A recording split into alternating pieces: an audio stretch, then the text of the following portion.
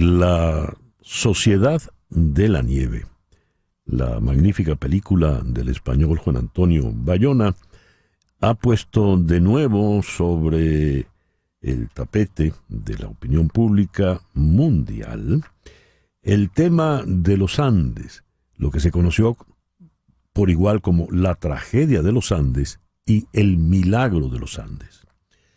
La odisea de 16 jóvenes uruguayos que lograron sobrevivir durante casi 2 meses en lo alto de la cordillera andina.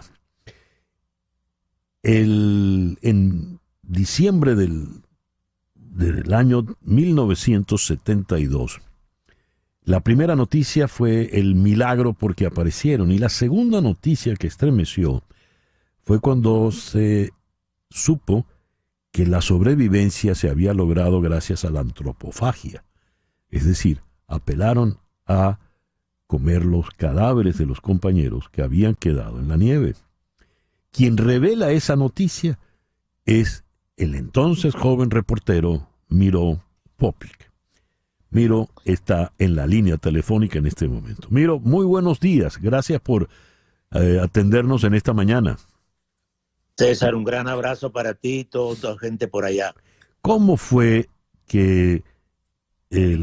la experiencia? ¿Cómo te enteraste? Bueno, en esa época, como tú lo dijiste, era un joven reportero que estaba haciendo mis pasantías en un periódico, un tabloide en Santiago de Chile en esos años, y nos enteramos que había llegado una noticia de que habían encontrado 2 sobrevivientes de la tragedia de los Andes. Al principio dice, bueno, pues no es imposible que hayan estado 2 meses arriba en la cordillera, 6.000 metros, y hayan sobrevivido. Uh-huh. Entonces aquí tiene que haber algo raro. Entonces inmediatamente agarramos el carro del periódico con un fotógrafo y otro reportero y nos fuimos allá y llegamos en la noche, porque eso era como a 200 kilómetros al sur de Santiago. En realidad nunca llegamos hasta el sitio donde estaba el avión porque nadie subió, salvo los helicópteros. Pero sí llegamos al sitio donde el helicóptero bajó a todos los rescatados y ahí tuvimos oportunidad de estar en contacto con ellos.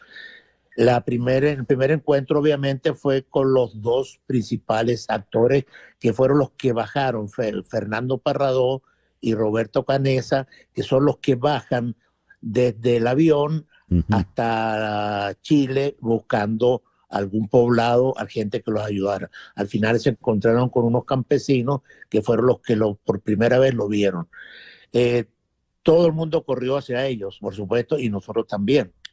Pero ellos en ese momento negaron cómo habían sobrevivido. Dijeron que habían sobrevivido comiendo lo que iba en el avión, quesos, chocolates, cacahuates, en fin, todas esas cosas que uno generalmente lleva en las maletas cuando viaja.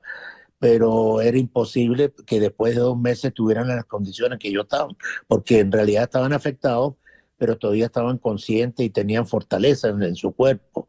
Uh-huh. Y bueno, alguien tiene que decirnos acá, y nosotros nos acercamos después de eso a los primeros campesinos que tuvieron contacto humano ajeno a los personajes que habían convivido en el avión.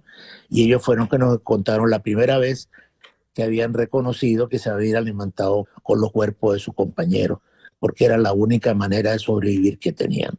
Obviamente, con la irresponsabilidad de un joven reportero y el deseo de dar un tubazo, nuestro primer titular fue "comieron carne humana", que fue una cosa muy dura, muy difícil de hacer y de plantear también.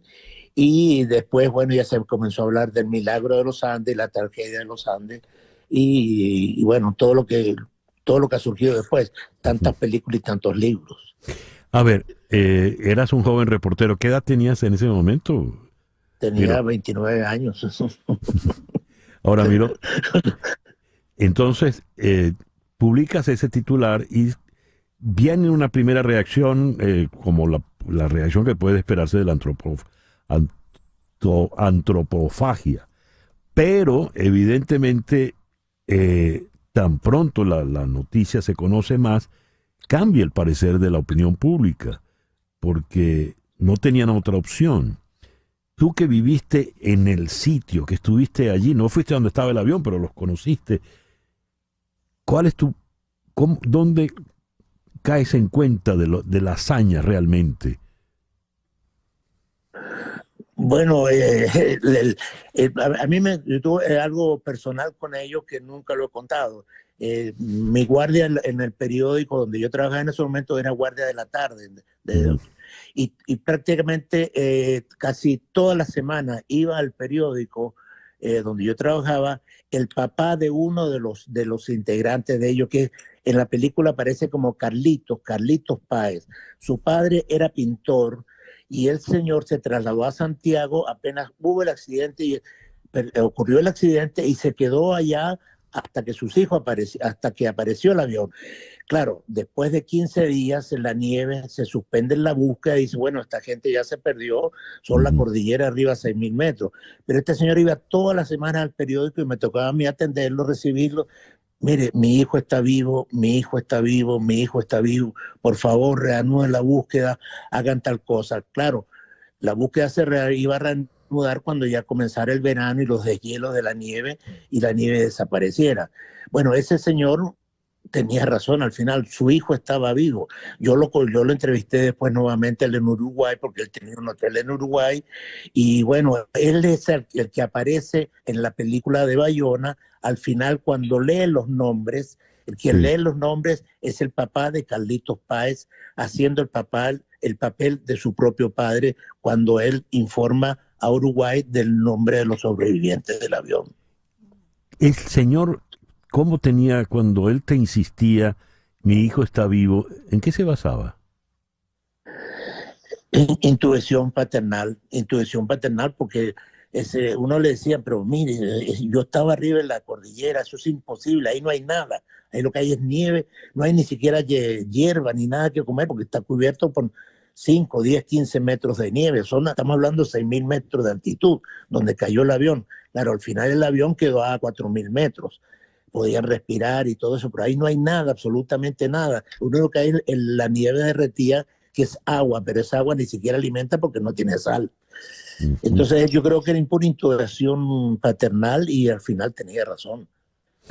Y todos estos años después, ¿cómo calificas tu experiencia y lo que ocurrió en el milagro de los Andes, Miró? Bueno, al final, ahorita, claro, a la distancia uno lo ve con otros ojos. En ese momento lo importante para mí era el tubazo y entrevistar a la gente y contar cómo había ocurrido, pero no había oportunidad de reflexionar sobre el hecho.